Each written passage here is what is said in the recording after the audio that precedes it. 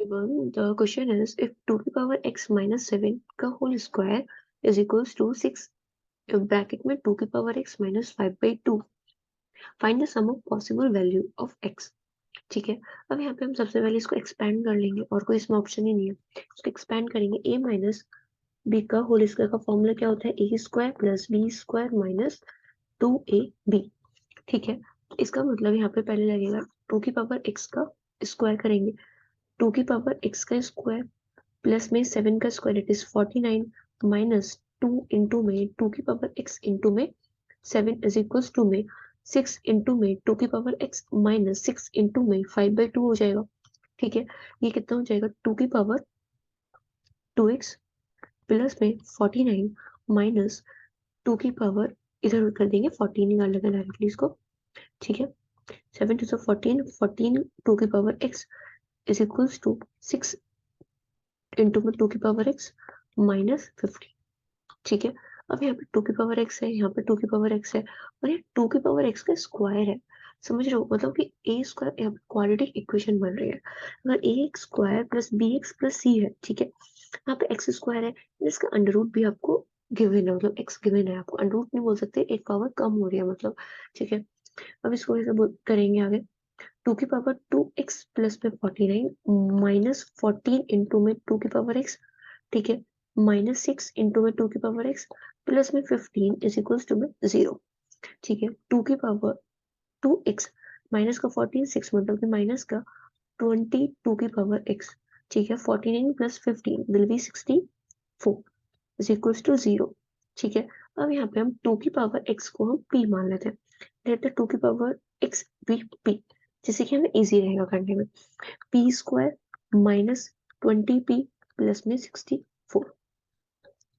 ठीक है, अब क्वाड्रेटिक इक्वेशन को आपको सॉल्व करना होगा कि 64 के आपको ऐसे फैक्टर करने हैं, 64 के ऐसे फैक्टर करने हैं मल्टीप्लाई करने पे कि प्लस आए, मतलब कि 64 के ऐसे फैक्टर की उनका जो सब प्रोडक्ट क्या हो, प्लस हो। 16 इंटू में 4 अगर आप करोगे तो 64 होगा प्रोडक्ट, लेकिन जो उसका सम है वो कितना होना चाहिए? 20 होना चाहिए। तो कितना हो जाएगा? 16 प्लस 4 दैट विल बी 20। ठीक है, देखो आपको ना पहले इसको मैं बेसिक बता देती हूँ कैसे हम क्वाड्रेटिक इक्वेशन को सॉल्व करते हैं, और डायरेक्टली आप इसके ना वो लिख सकते हो, पी की वैल्यू कितनी होगी वो भी आप लिख सकते हो। पी स्क्वायर माइनस 20p मतलब कि माइनस का 16p माइनस 4p प्लस में 64 इज इक्वल टू 0। अब यहाँ से आपने 16 और 4 तो निकाल लिया, लेकिन यहाँ पे आपको इस साइन के अकॉर्डिंग, मिडिल टर्म के साइन के अकॉर्डिंग यहाँ पे चीजों को लिखना होता है, टर्म्स को लिखना होता है। ठीक है, अगर यहाँ पे होता कि माइनस का 12 भी होता, ठीक है, सपोज करो मिडिल में माइनस का 12 भी होता, तो आपको 16 और 4 तो मिल गया।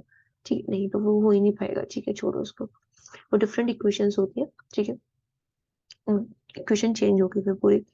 यहाँ पे इसको सॉल्व करो, कितना होगा? p माइनस 16 होगा, इन माइनस का 4 यहाँ से कॉमन ले लेंगे, कितना बैठेगा? p minus 16 is equals to 0। p minus 16 and p minus 4 is equals to 0, तो p की वैल्यू कितनी हो जाएगी? 16 एंड 4। ठीक है, p इज 16 एंड 4। अब इसको डायरेक्टली कैसे कर सकते हैं? आपने 2x को p माना था, ठीक है, वो अभी करते हैं, देखते हैं कि इसको डायरेक्टली आप कैसे कर सकते थे। आपने पहले 64 के फैक्टर कर लिए, 4 16 इंटू में 4 जो, और ऐसे फैक्टर करे कि प्लस करने पे क्या आना चाहिए? 20 आना चाहिए। यहाँ पे प्लस है तो इसलिए हमने यहाँ प्लस देखा है। ठीक है, अब यहाँ पे आपको 16 और 4 मिल गए, इसका मतलब जो इसके फैक्टर है वो तो 16 और 4 ही होने वाले हैं। ठीक है, और आप यहाँ पे माइनस लगा लो, मिडिल टर्म के अकॉर्डिंग या माइनस लगा लो, माइनस का 16 और माइनस का 4 यहाँ मिडिल टर्म में ये आने वाला है। ठीक है, वो आपने यहाँ पे लिख दिया माइनस का 16 एंड माइनस का 4। जो उसके रूट होंगे ना, वो बस साइन चेंज हो जाएगा, सेम होने वाले हैं 16 और 4, वही निकला था।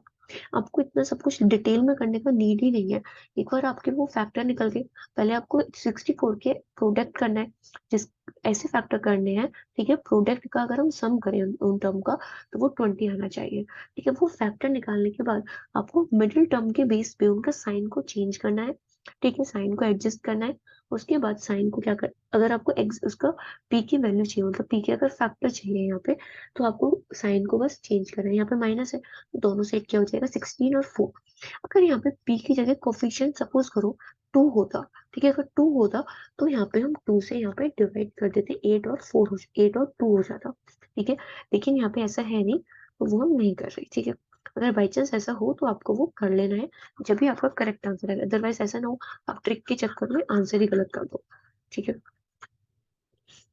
अब इसके बाद में p की वैल्यू कितनी आ जाएगी, 16 आ जाएगी, एंड 4 आ गया। p हमने माना था 2 की पावर x इज 16 एंड 2 की power x is equals to 4। ठीक है, 16 क्या होता है, 2 की पावर 4 होता है, एंड 2 की power x is equals to 2 की पावर 2।